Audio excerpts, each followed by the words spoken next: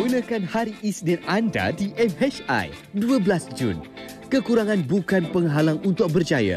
Inspirasi bersama calon SPM berkeperluan pendidikan khas yang memperolehi keputusan cemerlang baru-baru ini. Dan sejauh manakah keselamatan penunggang motosikal terutama ketika di lebuh raya serta tempat sesuai untuk mereka berteduh daripada hujan tanpa membahayakan diri.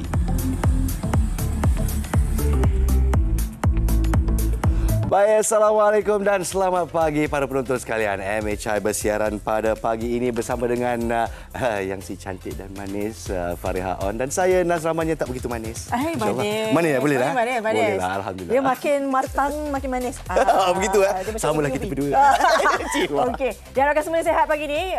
Pastinya ibu bapa masih lagi menyimpan senyuman atas kejayaan anak yang baru saja diambil pada minggu lalu. Minggu lalu, 8 Jun, SPM 2022. Apa pun kita ucapkan tahniah juga kepada semua sebenarnya. Betul. Dan apa kita nak mungkin nak ulaskan di sini, mungkin berbeza sikitlah nak mengambil result SPM berbanding dengan masa kita dulu. Saya berada di SMK Seksyen 18 Shah Alam untuk melihat anak-anak muda ini mengambil result mereka. Ibu bapa semua datang pegang tangan, peluk-peluk. Alhamdulillah, Alhamdulillah. Jadi ada ibu bapa di sebelah saya yang melompat kegigarangan di atas kejayaan anak-anak mereka. Ada juga yang mungkin sedih, tapi yang kita nak asaskan di sini, keputusan itu tidak menjanjikan kejayaan, keputusan itu tidak menjanjikan kegagalan. Betul? Betul. Ini adalah titik permulaan kepada kalian semua. Tak apa, yang berjaya teruskan maju jaya untuk apa yang akan dibina pada masa depan. Yang tidak berjaya, cuba lagi untuk membina juga. Mungkin ini adalah titik permulaan kita kan? Betul. Kadang-kadang Allah tu bagi sedikit titik kegagalan tu untuk kita bangkit. Bukan untuk terus ke belakang. Tidak. Okey, hari ini kita bawakan juga episod inspirasi kepada semua. Dari sini insya-Allah kita membawakan dua anak muda yang mencapai satu result yang keputusan yang hebat, betul-betul hebat ya. Kalau kita mungkin kita kongsikan sikit statistiknya. 1490 orang calon berkeperluan pendidikan khas iaitu dalam kalangan murid berkeperluan pendidikan khas MBBK telah menduduki peperiksaan SPM dan mendapat pencapaian tinggi ya, 75% layak memperolehi sijil SPM berbanding dengan 69% pada tahun lepas. Ada peningkatan dengan anak-anak kurang upaya kita. Keputusan SPM tahun 2022 memang ada peningkatan. Apa tadi tahun 2022 katanya lebih daripada 300,000 yang menduduki peperiksaan tersebut dan lebih daripada 1,000 pelajar mendapat kelulusan straight A. Straight A plus. Kalau straight A itu 10,000 daripada pelajar-pelajar kita. Ada peningkatan daripada tahun lepas juga, dan yang mungkin saya betul-betul kagum ada di kalangan anak-anak kurang upaya kita yang mendapat pencapaian yang begitu cemerlang. Syabas kita ucapkan, memberikan inspirasi pada pagi ini ya. Sebelum kita kongsikan berkenaan dengan episod inspirasi ini, kita kongsikan dulu. Betul. Nak cuaca dulu kah? Cuaca dulu. Kita tengok macam mana keadaan kita. Penting ni. Kat Malaysia sekarang penting tahu cuaca. Okey, ini dia di Kuala Lumpur, Kuching, Kota Kinabalu, Labuan, Kanga, Petaling Jaya. Kalian boleh dapat saksikan di sini. Betul. Kalau di Kota Kinabalu pula agak panas 32 darjah, tapi hujan juga. Hujan panas di sana. Bahang. Dahsyat. Kadang-kadang kita rasa macam nak hujan tapi masih rasa bahang tu. Ini di Alustar, Kota Baru, Kuantan, Ipoh, Senai, Putrajaya. Yang peliknya di sini kalau kita tengok bancian cuaca di United Kingdom ya, dah sampai 30 darjah Celsius. Kita kat Malaysia pula 27, 28. Pelik sungguh taburan cuaca. Baik, ini Senai. Okey, ini yang tadilah kita kongsikan. Apapun sentiasa bersiap sedia dan peka dengan cuaca yang berlaku sekarang ini. Kadang-kadang kita tak tahu, kan nampak panas, tiba-tiba pop hujan. Betul. Kadang-kadang nampak macam nak hujan tapi tak bahang. Sediakan payung dahulu, itu yang penting tu. Jadi kita teruskan dengan pencapaian anak-anak muda kita untuk keputusan SPM. Jadi dalam kegembiraan juga ada kesedihan juga, dan insya-Allah semoga anak-anak muda ini terus kental menghadapi cabaran hidup mereka. Pelajar cemerlang SPM mengimamkan solat jenazah ibu dan menguruskannya hingga liang lahat ya. Seorang pelajar cemerlang Muhammad Syahril Saidi yang telah memperolehi 11A telah melaksanakan bakti terakhir buat ibunya Tuan Faridah Tuan Ismail. Dan ketika keputusan SPM keluar pada 8 Jun lalu, Muhammad Syahril ini tak dapat pergi ke sekolah kerana menjaga ibunya yang sakit. Jadi guru-guru kan semua datang ke rumah bawa keputusan tu dan juga sedikit cenderah hatilah untuk meraihkan kejayaan. Jadi sehari selepas tu kita dapat ini antara perkabaran duka buat Muhammad Syahril Saidi, dan kita doakan Moga kejayaan ini diberkati dan juga menjadi hadiah teristimewa. Pastinya itu adalah hadiah teristimewa untuk arwah ibunya. InsyaAllah. Terus kita manfaatkan keputusan yang kita perolehi. Kita jadilah insan yang berguna demi pengorbanan ibu dan bapa kita. InsyaAllah. Ya? Baik. Apa kata kita saksikan dulu ini berkenaan dengan keputusan SPM 2022 yang telah dimaklumkan baru-baru ini. Tapi yang tadi Nas ada cakap kan, 2 pelajar kelebihan mereka, keistimewaan mereka seorangnya adalah pelajar yang mengalami masalah mata, penglihatan, iaitu rabun yang teruk, sehingga kan beliau ini perlu membaca sedekat ini. Itulah dia. Itu antara cabaran-cabaran yang harus dihadapi mereka. Tapi sebelum tu, apa kata kita merangkap kembali keputusan SPM 2022. Silakan. Baru-baru ini, keputusan Sijil Pelajaran Malaysia SPM sesi 2022 dikeluarkan oleh Kementerian Pendidikan Malaysia KPM. Seramai 373,974 calon menduduki SPM 2022 pada Februari hingga Mac lalu di seluruh negara. Secara keseluruhan, sebanyak 10,109 calon memperoleh keputusan cemerlang dengan semua A. Prestasi Grade Purata Nasional GPN kali ini meningkat kepada 4.74 berbanding 4.86 bagi SPM 2021. Paling istimewa, calon berkeperluan pendidikan khas juga tidak terlepas dalam mencapai kejayaan yang luar biasa. Walaupun memiliki kekurangan diri, mereka membuktikan tiada yang mustahil untuk percaya. Muhammad Aziz Asri, remaja 18 tahun yang disahkan autisma, tahap sederhana, berjaya memperoleh keputusan 8A1B. Menetap di Kuantan Pahang, Aziz gemar mata pelajaran sejarah. Seorang lagi calon SPM dari Sekolah Menengah Pendidikan Khas Setapak, Nik Fazrina Nik Muhammad Fadli, 18 tahun, pelajar terbaik di sekolahnya dengan keputusan 6A tambah dan 4A.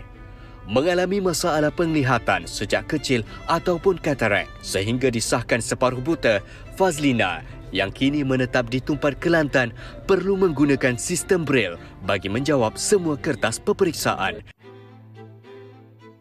Tahniah diucapkan buat mereka. Baik, ini kejayaan yang perlu dikongsikan buat semua rakyat Malaysia kan. Kadang-kadang kita rasa macam straight A, 10A dan sebagainya, tetapi ini luar biasanya mereka bagaimana tidak menghalang kejayaan mereka ini. Tepat sekali. Jadi kita bersama dengan adik Nik Fazrina Nik Muhammad Fadli, pelajar cemerlang kita dari SMK Pendidikan Khas Setapak bersama dengan ibunya Puan Rogayah Daud. Assalamualaikum. Waalaikumsalam.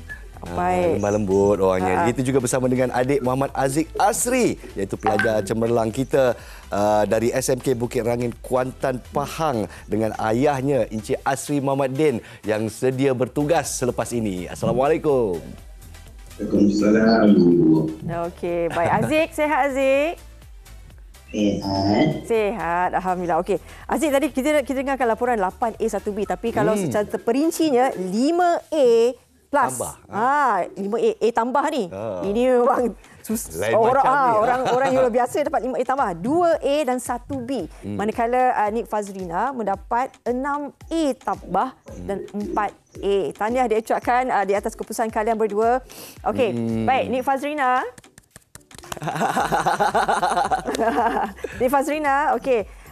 Mendapat keputusan yang cemerlang ni kan, kita tahu bagaimana situasi keadaan Fazrina hadapi masalah penglihatan kan, tapi bagaimana, mungkin boleh ceritakan sikit tips ataupun kejayaan Fazrina ini, bagaimana dalam cabaran Fazrina untuk belajar kan, untuk mendapatkan keputusan yang secemerlang ini. Cabaran saya untuk belajar ialah menggunakan Braille. Kalau dekat kan dia tak ada kerujukan dan Braille dalam bentuk Braille. Cabaran saya ialah untuk belajar tu guna buku teks. Buku teks sahaja? So dia Memang kurang buku rujukan Braille ataupun tak ada buku rujukan Braille? Di pasaran memang tak ada buku rujukan. Langsung tak ada. Dia banyak bantu juga lah. Cikgu yang sediakan nota latihan apa sahaja. Ya, sokongan guru-guru. Ya, dan saya difahamkan nak menggunakan mesin Braille tu bukannya sesuatu yang senang, tapi alah bisa tegal biasalah. Adakah anda diberi lebih masa untuk menjawab soalan sebab nak tekan mesin tu agak susah? Ya, diberi masa tambahan. Diberi masa tambahan. Alhamdulillah. Puan Rogaya sebagai ibu, bagaimana pada hari keluarnya keputusan Nik Fazrina? Sangka ke, tak sangka ke, bagaimana?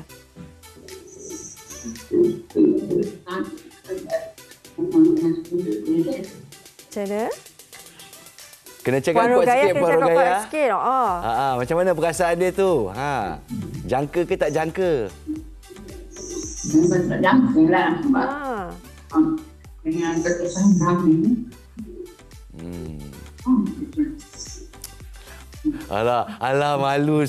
Betul dia malu, tak tahu dia malu ke dia sebab macam tu Puan Rogaya. Tapi sebagai seorang ayah dan Fariha sebagai seorang ibu, pastinya kita faham perasaan dalam hati tu macam mana. Kita nak tanya kepada Encik Asri pula ya. Macam mana dengan perasaan apabila Aziz membawa pulang keputusan yang begitu cemerlang. Encik Asri ada sangka tak? Sebenarnya tak sangka. Saya jangka dalam 6A, 7A macam tu je. Oh, tapi ada apa tu ekspektasi yang tinggi juga ya. 6A 7A ya. Jangka. Dan lepas-lepas dia boleh buat. Tapi tak jangka dapat 8A 1B plus. Tak sangka lah. Tapi sebagai seorang bapa dan ibu pada keluarga kan, mesti gembira kan.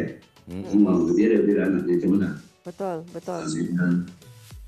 Alhamdulillah. Cumanya tidak menyangka keputusan yang lebih cemerlang sebenarnya kan. Aziz, okey, kita nak dengar macam mana Aziz proses pembelajaran tu. Suka belajar seorang-seorang ke, suka belajar dengan kawan-kawan ke, bagaimana pula dengan guru-guru beri sokongan ke, macam mana? Saya jujurnya suka belajar dekat sekolah. Banyak kawan boleh tolong campur dengan cikgu pun. Kalau tak tahu, tanya je cikgu. Ya, macam tu. Yang kami kagum di sini, adik Aziz ni pergi sekolah yang biasa dan bukan sekolah istimewa ya. Jadi antara mata pelajaran yang Aziz mentelaah, mana satu yang Aziz paling suka? Sejarah. Difahamkan nak jadi pakar sejarah. Kenapa sejarah? Sebab terpengaruh suka sejarah. Tapi nilai tentang Perang Dunia Kedua. Perang Dunia Kedua. Wah, Perang Dunia Kedua ya. Jadi Aziz mempunyai minat yang mendalam terhadap insiden-insiden lampau lah ya. Okey. Aziz, kita nak tahu juga, Aziz tadi cakap suka belajar kat sekolah sebab ada rakan-rakan dan sebagainya. Kalau misalnya balik ke rumah, bagaimana? Aziz mengulang kaji. Strategi nak dapat keputusan cemerlang ni macam mana? Kalau dekat rumah, biasanya buat apa yang buat kerja-kerja yang cikgu suruh buat. Biasanya buat. Kerja rumah kena buat, okey. Masa yang sama, kalau jangan macam fokus sangat dekat belajar, ada juga macam masa nak macam main ataupun hibur. Bagusnya. Oh, mesti ada kena untuk main. Ini yang nak kita beritahu bapa. Kan ibu bapa ni bising hai. Tak belajar kat rumah. Memang bising kan. Kasih Cah. Maksudnya kena ada seimbang Aziz Belajar dengan waktu bermain. Fazrina pula macam mana? Sama tak rutin untuk belajar tu? Ada masa untuk belajar, ada masa untuk berehat, ada masa untuk bermain, ke ada suatu rutin yang istimewa? Kalau pagi tu, awal-awal pagi bangun awal untuk belajar. Subuh, waktu subuh. Sebelum subuh tu bangun awal dulu. Wah, itu pukul berapa? rahsia dia. Pukul berapa tu? Betul tak tahu? Pukul berapa? Pukul 4.30 macam tu. 4.30 pagi bangun. Itulah masa yang paling sesuai. Semuanya tenang. Betul. Apakah mata pelajaran kegemaran Fazrina? Subjek yang digemari? Bahasa Melayu. Bahasa Melayu? Bahasa Melayu. Kenapa bahasa Melayu? Sebab Tak apa, jangan malu-malu. Sebab tak bahasa apa. Melayu ni lagi kita belajar, lagi banyak kita tahu. Sebab kadang-kadang kita baca, bila kita bercakap tu biasa je. Bila kita belajar tu banyak kan? Betul. Tu. Betul. Macam mana pula dengan cita-cita Fazrina? saya nak jadi cikgu bahasa Melayu. Alhamdulillah. Ataupun cikgu? Sastra. Cikgu sastra. Oh, berjiwa seni rupanya Fazrina. Sastra kita. benar bahasa Melayu. Puan Rogaya. Okey, bila mendengar ini antara cita-cita Fazrina sebagai ibu, bagaimana? Ke Puan Rogaya ada macam, jadilah yang lain, cek kerja. Kadang-kadang ibu apa ada macam tu. Betul juga. Puan Rogaya bagaimana? Hanya beri sokong ayah apa yang dia nak. Jadi sokong sajalah. Fazrina sebenarnya anak sulung ke? Berapa anak ada je sebenarnya Puan Rogaya? 5 anak. Tujuh, dia ada 7 hari beradik, dia ada 5. Oh, anak kelima. Anak Fazrina kelima yang daripada... Okey, jadi dalam keluarga Puan Rogaya, hanya Fazrina seorang yang mempunyai masalah penglihatan ke macam mana? 3 orang. Tiga orang yang ada masalah penglihatan. Jadi nampaknya Fazrina akan menjadi pencetus harapan buat 2 lagi adiknya ke macam? InsyaAllah ya. Mungkin ada kata-kata daripada Afiq untuk mereka yang sedang menonton sekarang. Aziz, minta maaf ya. Aziz, mungkin boleh kongsikan kata-kata semangat untuk rakan-rakan, untuk adik-adik yang mungkin bakal menduduki SPM nanti juga. Gemuruh mereka. Kata-kata semangat saya nak ucapkan semoga berjaya kepada yang bakal ambil SPM dan pada masa yang sama hormat guru dan juga terus rajin belajar, jangan berumur kalau macam banyak sangat kerja, buat saja. Buat je. Betul. Jangan berurut. Satu lagi jangan terpengaruh sangat dengan benda-benda hiburan juga. Jangan terpengaruh sangat. Bagus pesanan-pesanan ni Aziz. Okey, Fazrina mungkin ada juga sedikit kata-kata Kepada murid SPM tahun ni, aku rasa Tak apa, kita bagi peluang. Fazrina. Awak semua kena start belajar dan sekarang jangan belajar last 1 minit waktu nak enter baru belajar dah macam tu. Dia kena start dari awal sebab banyak topik yang kena kuasai. Ya, betul. Terima kasih. Itulah rahsia kejayaan Nik Fazrina dan juga Muhammad Aziz Asri. Sejuk hati ibu dan ayahnya. Tahniah kami ucapkan sekali lagi untuk Puan Rogaya Daud, untuk Encik Asri Muhammad Din di atas kejayaan ini. Mungkin inilah juga sokongan ibu bapa sebenarnya yang memainkan peranan penting juga kan. Betul. Anak-anak ni belajar bersungguh-sungguh. Setiap individu tu dia ada cerita tersendiri yang mungkin setiap individu tu ada cerita yang memberi semangat daripada keluarga sendiri. Dan untuk segmen ini, walaupun ada kekurangan, dengan berkat usaha, dengan jayanya, insya-Allah akan dapat capai kejayaan tersebut. Jangan berungut dengan cakap cikgu. Dan satu tip yang baik tu, kalau bangun pagi belajar tu bagus, dan juga belajar awal-awal. Kalaulah Fazrina ni bagi tips ni kat saya masa saya SPM dulu, mungkin saya lebih cemerlang insya-Allah. Okey. Baiklah, kita berehat seketika di sini ya. Selepas ini kita akan kongsikan juga berkenaan dengan isu keselamatan, khususnya kepada penunggang motosikal di lebuh raya. Jangan ke mana-mana, kita saksikan selepas ini di Malaysia Hari Ini.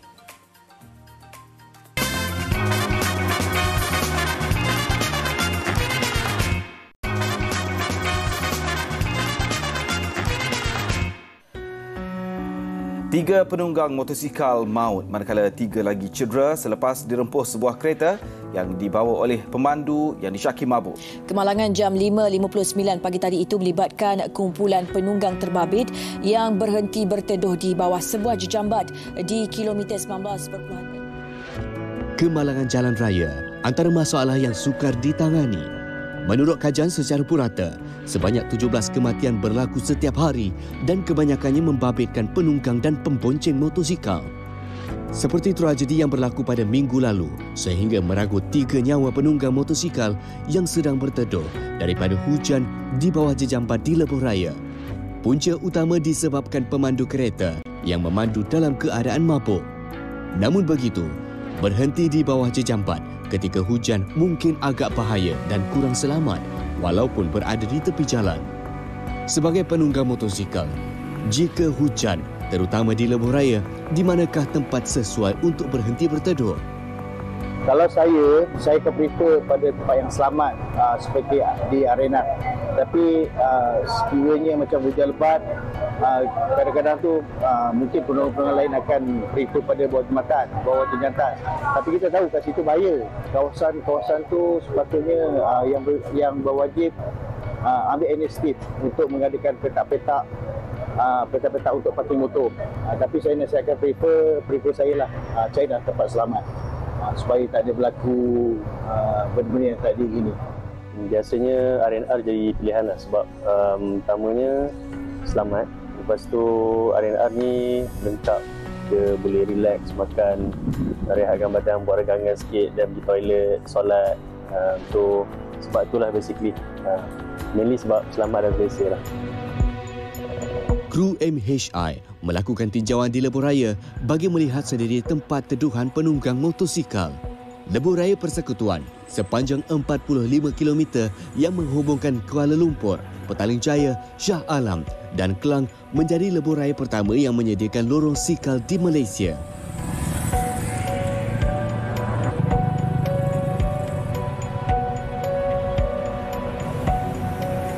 Namun begitu, berdasarkan tinjauan, ada laluan yang perlu dibaiki disebabkan jalannya yang agak sempit, berlubang serta tidak rata. Mungkin ini membuatkan penunggang motosikal lebih rela menunggang di jalan utama berbanding laluan sikal. Tetapi jika hujan, adakah disediakan tempat untuk berteduh?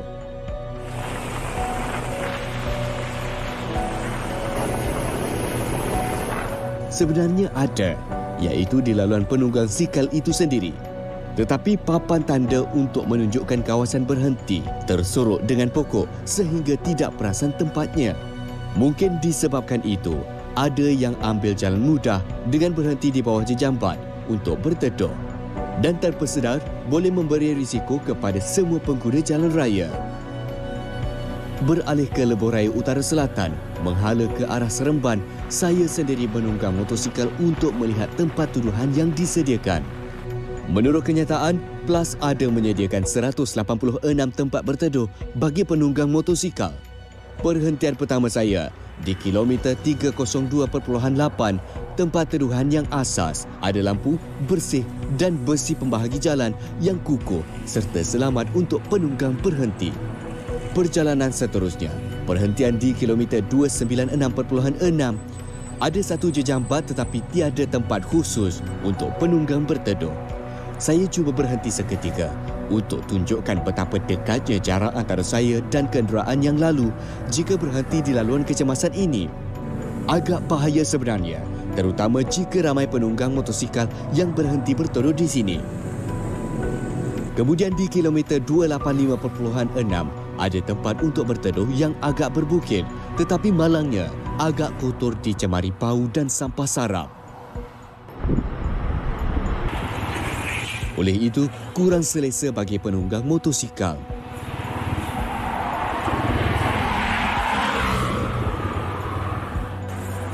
Perhentian seterusnya di kilometer 282.3, kali ini tiada pencemaran bau, tidak terlalu kotor dan selamat kerana jauh dari lebuh raya. Namun agak bahaya pada waktu malam kerana tiada lampu dan bumbung besinya berkarat dan reput. Bezanya dengan tempat singgah teduhan terakhir yang saya kunjungi. Ini lebih bersih, jauh dari lebuh raya utama, dilengkapi bumbung dan lampu serta tong sampah.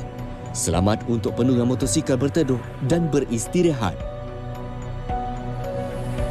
Ini hanyalah sekilas tinjauan yang dilakukan. Sebagai pengguna lebuh raya, terutama penunggang motosikal, perlulah bijak dalam menilai lokasi mana yang lebih sesuai untuk berhenti seketika. Tidak kira kerana hujan lebat atau untuk berehat. Yang paling penting ialah keselamatan diri sendiri kerana nyawa menjadi taruhan. Baik, saya kira satu laporan pemerhatian yang cukup bagus memberi satu sudut pandang yang sangat jelas kepada kita, terutamanya kepada kadang-kadang kita ni, macam saya tak ada motor. Saya bawa kereta je, kita tak nampak apa di sebalik tu. Jadi ini satu pemerhatian yang sangat bagus. Tanya ucapkan kepada wartawan yang buat laporan. Encik Badrul, bawa sampai ke Melaka ke? Itulah dia. Betul. Okey. Oh, patutlah. Jadi dengan beliau, dengan tinjauannya, kita dapat nampak ada ciri-ciri keselamatan bila kita tingkat infrastruktur untuk berteduh bagi penunggang motosikal. Adakah ia cukup 186? Tapi cukup atau tidak? Nombor 2, adakah ciri-ciri keselamatan dia cukup atau tidak? Jadi bersama kita dipersilakan guest Profesor Dr. Kulantan K.C. Mani dari Fakulti Perubatan dan Sains Kesihatan UPM dan juga Ikon Malaysia untuk keselamatan jalan raya. Terima kasih Dr. Kulan. Terima kasih. Bersama kita. Doktor dah tengok tadi dari segi tinjauan yang dilakukan oleh wartawan MHI pada pagi ini. Nak tahu bagaimana? Sebab bila kita tengok tu, makin banyak konflik pula kita rasa. Itulah dia. Jadi mungkin kita biarkan Profesor menjawab dulu. Okay, apakah isi hati? I think the first I think kita ucap terima kasih kepada pihak PLAS kerana menyediakan 186 tempat untuk berteduh. Okay? Itu satu yang pertama.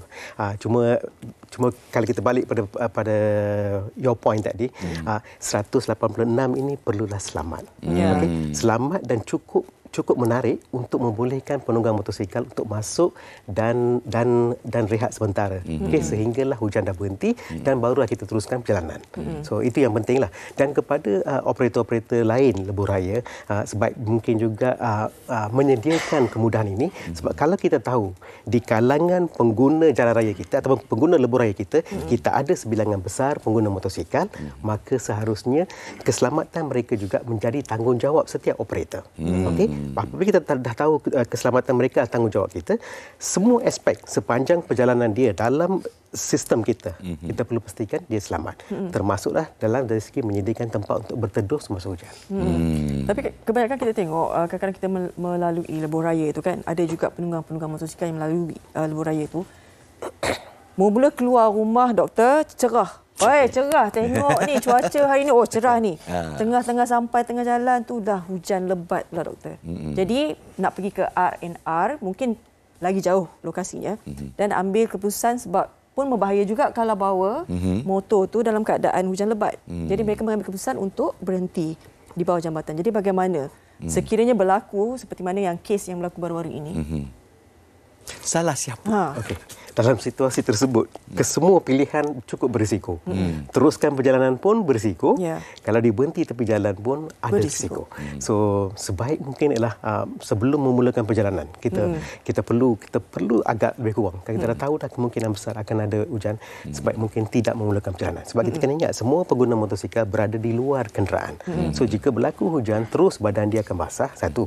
Kedua ialah pemandangan dia dah akan drop. Okay. Dan terutamanya bagi mereka yang pakai cermin mata, lagi drop. Berbanding dengan jika mereka tanggalkan cermin mata mungkin lebih baik sikit. Tapi itulah bahaya dia. Tanggal pun tak nampak, pakai pun kurang. So sebab tu saya minta pengguna motosikal, risiko dia di dua-dua pilihan pun kita ada. So sebab tu untuk mengurangkan risiko dia ialah bagi sesiapa yang menyediakan kemudahan lebuh raya tersebut, mereka lah yang boleh membantu untuk mengurangkan risiko ini dengan menyediakan tempat berteduh. Satu.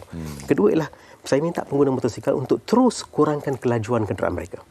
Okey, kurangkan kelajuan untuk kurangkan risiko. Kita tak boleh elak risiko dah sekarang. Sebab dalam perjalanan seperti yang puan maklumkan, dalam perjalanan dah kurangkan risiko pengguna motosikal dengan kurangkan kelajuan.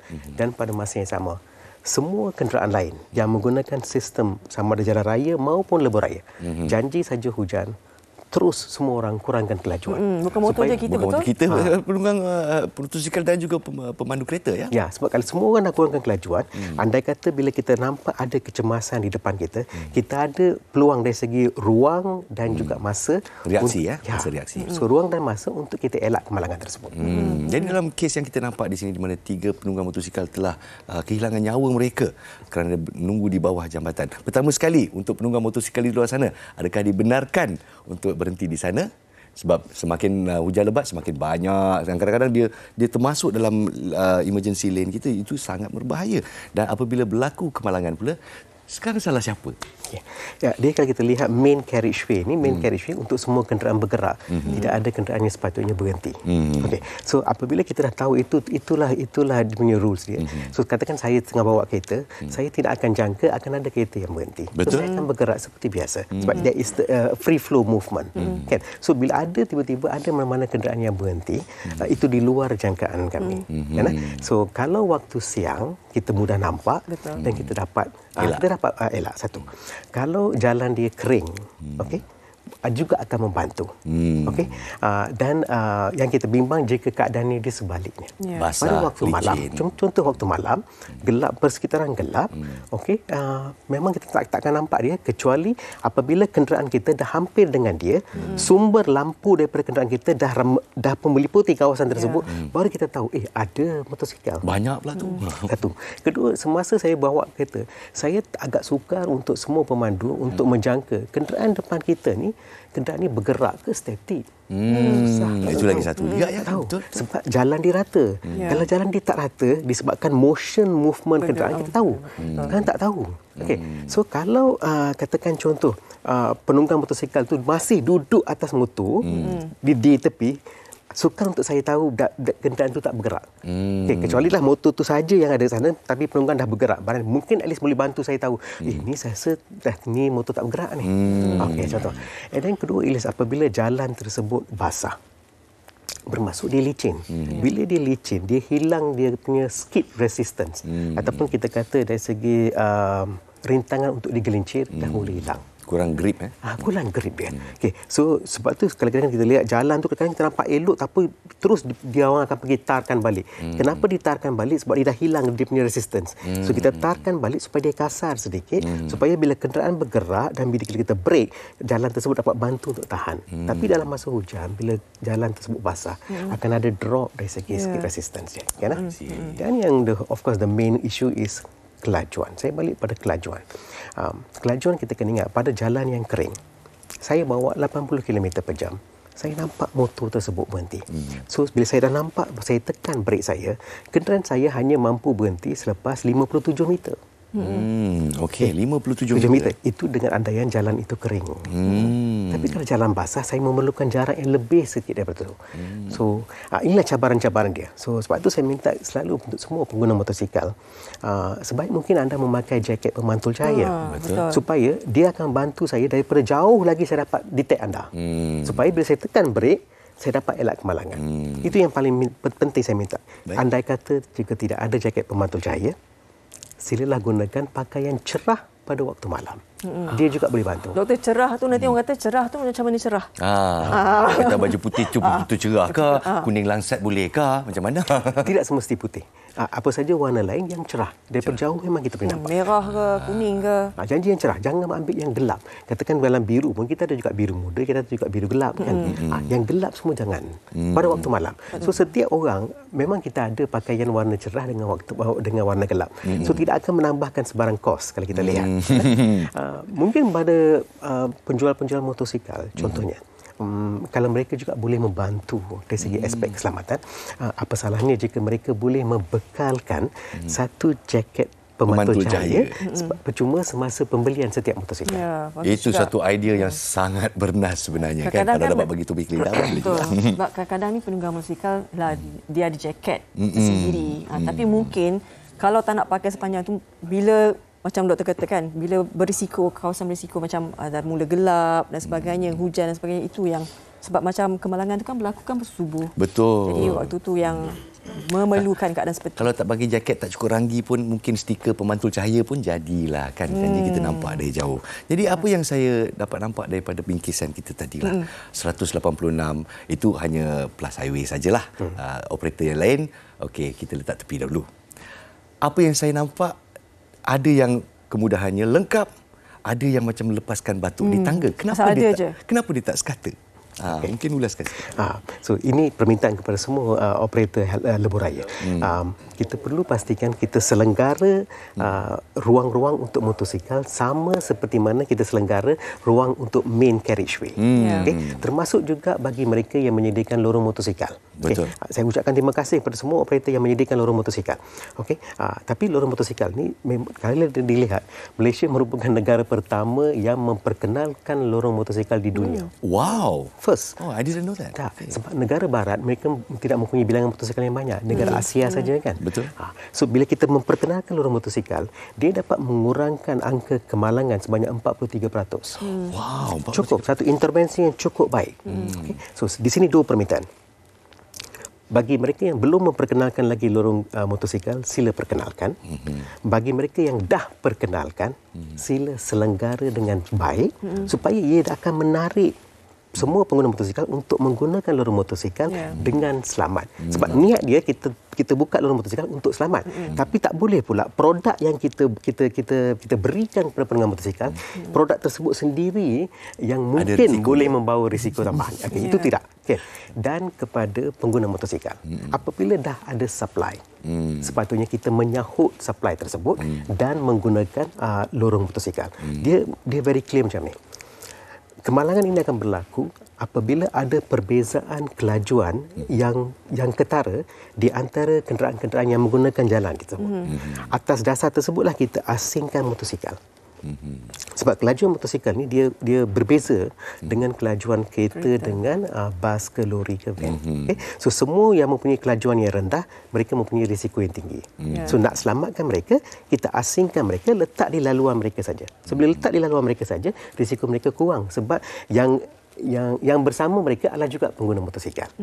So itu konsep dia. Sebab atas dasar tersebutlah basikal tidak dibenarkan di lebuh raya sebab kelajuan dia rendah. Dan pejalan kaki tak dibenarkan sebab kelajuan dia rendah. Memang akan menambahkan risiko.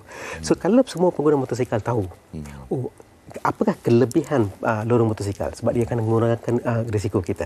So atas dasar tersebutlah saya harap mereka dapat bergerak kepada lorong motosikal.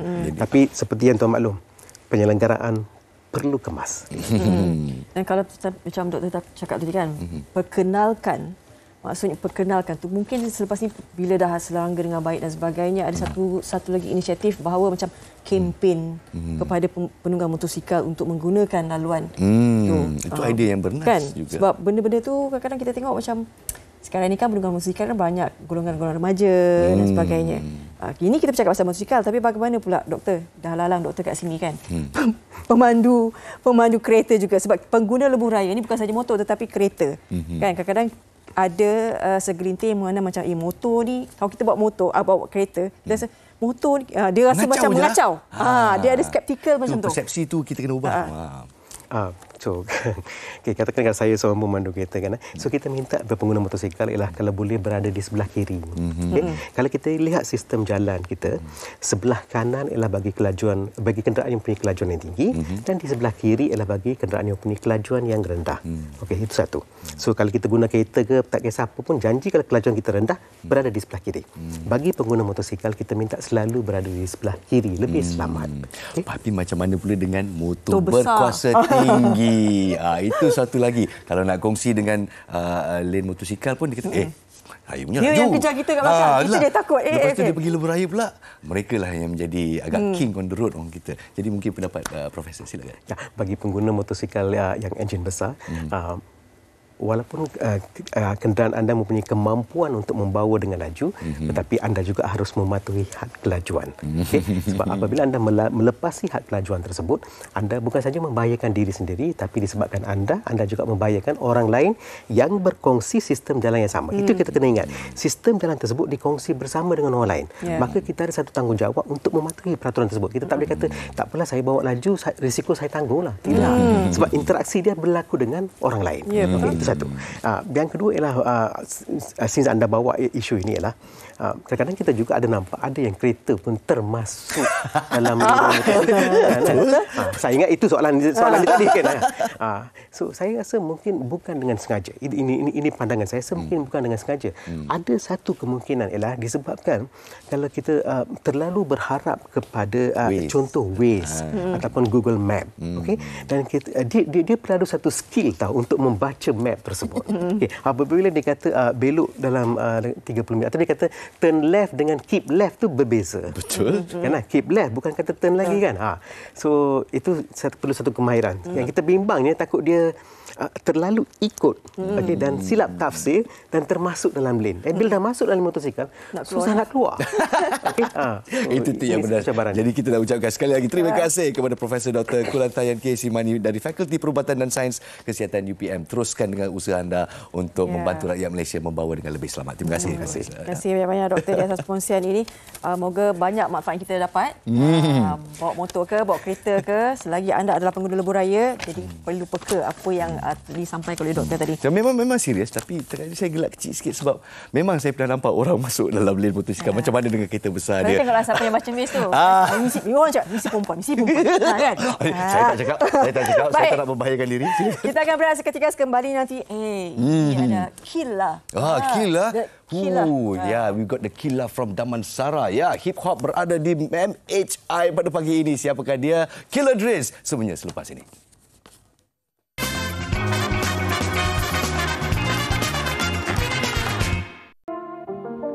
Yeah, let's go. Bounce, bounce, bounce, bounce, bounce, bounce. Jersey, Damansara, let's get it. Yeah, okay macam ni. Leher macam bulan penuh rantai berseri. Lain dari lain barang lu tak boleh cari. Gerai kau hati masih hari yang benci. Jadi sana macam ni. Buat relax tak kisah. Du memang so tak resah. Money days mashallah hero macam rasta. Buat relax tak kisah. Du memang so tak resah. Money days mashallah hero macam rasta. Dah macam ni. Leher macam bulan penuh rantai berseri. Tak kisah jatuh berapa kali masih berdiri. Raised by the grades dan buat cara sendiri. Ain't one true to the game as of a killer masterpiece. Tak boleh calm down dan jangan suruh gua relax. With this front sound face baby we up, no that's a fact. Yang dulu acak bagus sekarang cuba reconnect. Sorry mas gua mahal lebih kurang macam petek. Duit masuk tak resah. Money dance mashallah hero macam rasta. Masa depan gua terang sebab I style. Usyak dah mesti kat barang bila lights out. Okay macam ni. Leher macam bulan penuh rantai berseri. Lain dari lain barang lu tak boleh cari. Gerai kau hati masih hari yang benci. Jadi sana macam ni. 1, 2, 3 buat relax tak kisah. Du memang so tak resah. Money dance mashallah hero macam rasta. Gua relax tak kisah. Du memang so tak resah. Money dance mashallah macam rasta. Yeah, no flag zone sentiasa ku bersyukur. Dreaming bawa sudo masa gua sudo. Always on the move dan aku takkan undur. Siapa kat puncak sedih atau tanah runtuh. Dan pen masih gerak walau mata dah berat. Busy tak nak tengok jam, tak faham masuk penat. Yang dulu acak bagus sekarang cuba reconnect. Sorry mas gua mahal lebih kurang macam petek. Dropping it like do with DIG, man gua do with BIG, no that's a fact. Yang dulu baju syabas tapi sekarang tanya saya. Kalau nak gua buat man, confident dapat. Okay macam ni. Leher macam bulan penuh rantai berseri. Lain dari lain barang lu tak boleh cari. Gerai kau hati masih hari yang benci. Jari sana macam ni. Jari sana buat relax tak kisah. Du memang so tak resah. Money dance mashallah macam rasta. Gua relax tak kisah. Du memang so tak resah. Money dance mashallah hero macam rasta. Gua relax tak kisah. Du memang so tak resah. Money dance mashallah hero macam rasta. Masa depan gua terang sebab I style. Usyak dah mesti kat barang bila lights out. Money dance, mashallah, itulah dia Idris Shah aka Killa Drizz. Cik, Killa from Damansara. Sabar. Tak tahu, saya memang suka hip hop lah Faria. Sorry. Ini dia. Khabar baik, alhamdulillah. Thank you so much. Honor to be here. Ini dia. Killa Drizz. Okey. Pasti je kalian tahu siapa nama Killa Drizz ni, tapi mungkin sebahagian je mungkin bukan siapa ni? Boleh kenalkan diri? Nama saya Idris tapi dikenalkan sebagai Killer Dres, umur 24 tahun. And of course, born and raised in Damansara. Yes, that's right. Born and raised. And of the Nike Air Force Ones. Look at Show. Shout out Nike. Tapi yang penting sini, dia mula underground dulu tau. Dia tak slick macam ni. So, mula sebagai underground 2017, kalau tak salah saya. Yeah, about that time. Dan masa tu umur belasan tahun lagi, I started masa umur 15. Lepas tu, time tu just release apa yang saya boleh release. And of course, progressively saya nak cuba untuk take it a step higher lah kan. So anda rilis karya anda sejak umur 15 tahun? 15 macam main-main lagi, 16 baru macam like serius plan serius lah kan. Tapi Dres tulis sendiri lagu semua lagu? Yes, tulis sendiri betul. Wow. Kalau kita dengan hip hop artis kan mesti dia ke belakang, dia akan ke belakang. Oh, sorry. Hari ni kita ke depan. Maju ke depan, maju ke depan begitu. Jadi antara inspirasi anda sepanjang kecimpung dalam underground?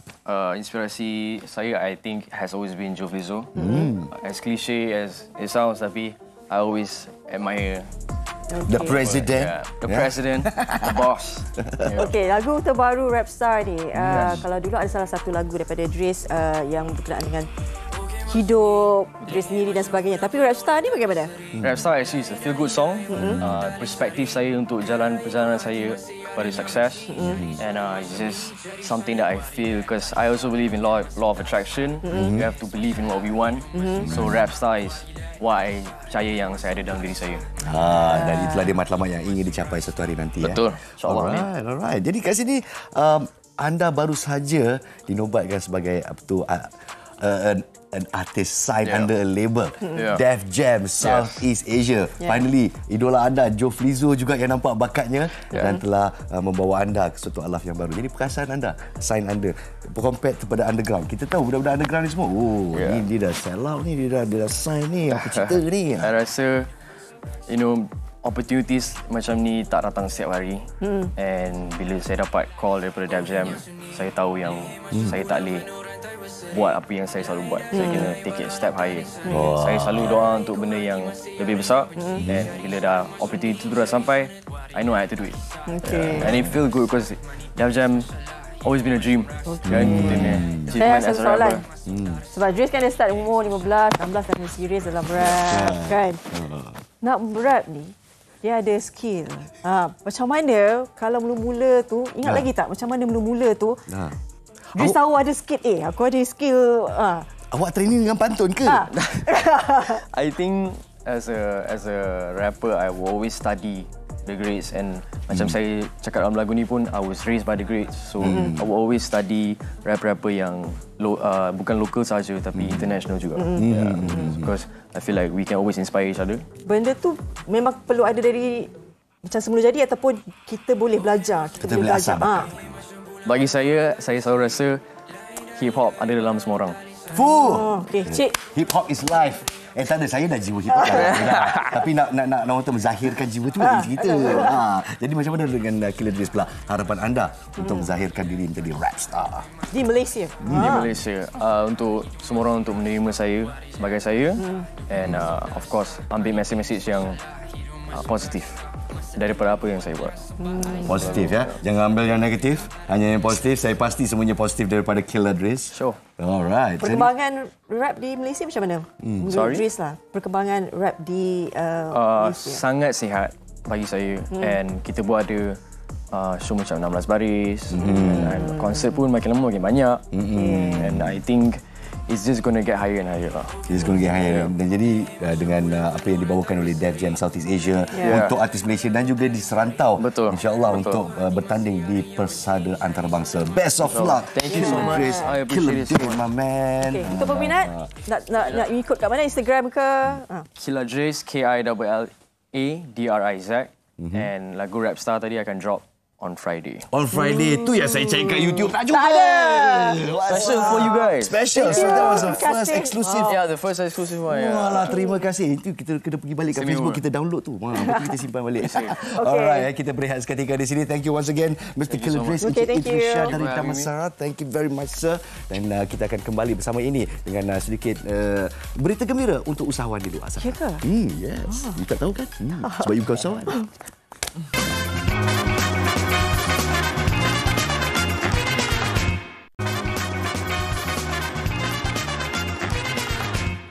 Baik, kembali semula dalam Malaysia hari ini. Kita dah hujung-hujung ni, Nas. Kita nak kongsikan sedikit Omnia Advantage June dah bersedia untuk bawa bisnes. Oh, ini usahawan ni, bisnes ke peringkat seterusnya.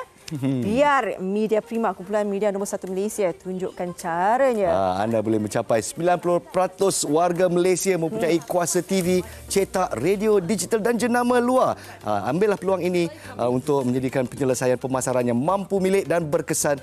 Sekarang ni tengah ada diskaun sehingga 85%. Jadi jangan lepaskan peluang anda ke omniaadvantage.com untuk dapatkan rundingan percuma selama 45 minit dan ianya di omniaadvantage.com. Kena daftar sekarang juga dan tarikhnya 12 hingga 16 Jun. Pastikan anda mendapat harga yang cukup istimewa. Wih, 85%. Cukup istimewa. Apa lagi yang cukup istimewa terutama kepada anda anti perokok. Perokok ni perusahaan negara begitu. Masuk situ takut. Saya suka ni. Luluskan segera demi masa depan anak muda. Kita bercerita tentang rang undang-undang kawalan produk merokok demi kesihatan awam 2023 yang terpampang di Berita Harian. Jadi di sini saya difahamkan mantan Menteri Kesihatan suatu masa dahulu, YB Khairy Jamaluddin suatu ketika dulu telah pun mensasarkan generasi berhenti merokok. Maknanya selepas generasi ini tak ada generasi lagi daripada rakyat Malaysia yang akan hisap rokok. Tapi ianya pasti sangat mencabar. Jadi kita sabar-sabar saksikan bagaimana adakah jalan dan penyelesaiannya dapat kita temui. Betul. Satu lagi sebab dah lalang ni kan. Tak tahulah sebab tadi dalam banyak surat khabar. Saya rasa macam Berita Harian macam panas jugalah hari ni. Panas. Atas ni susulan Perhimpunan Agung UMNO 2023. UMNO sudah temui penawar. Ada penawarnya? Adakah penawar dah temui penawar atau tidak? Itulah yang boleh anda mendapatkan Berita Harian. Bacanya di muka surat 10 nanti. Itulah dia. Inilah dia susulan Perhimpunan Agung UMNO 2023. Dan sini kita pun ingin mengundurkan diri. Masa pun dah semakin suntuk ya. Jadi esok jangan lupa untuk bersama-sama kita untuk berdiskusi tentang gagap. Penyakit ataupun psikologi. Jadi ini satu lagi penyakit atau keadaan yang mungkin perlu kita berikan tumpuan. Kadang-kadang daripada mana usia baru pun kita tahu anak kita ni punya dia ada gagap. Ya, saya. Jadi kita kenal pasti awal dan kita tahu apakah rawatan yang boleh diambil untuk mengatasi masalah ini. Saya Naz Rahman. Saya Fariha On. Bye-bye. Jaga diri. Jaga diri. Selamat pagi.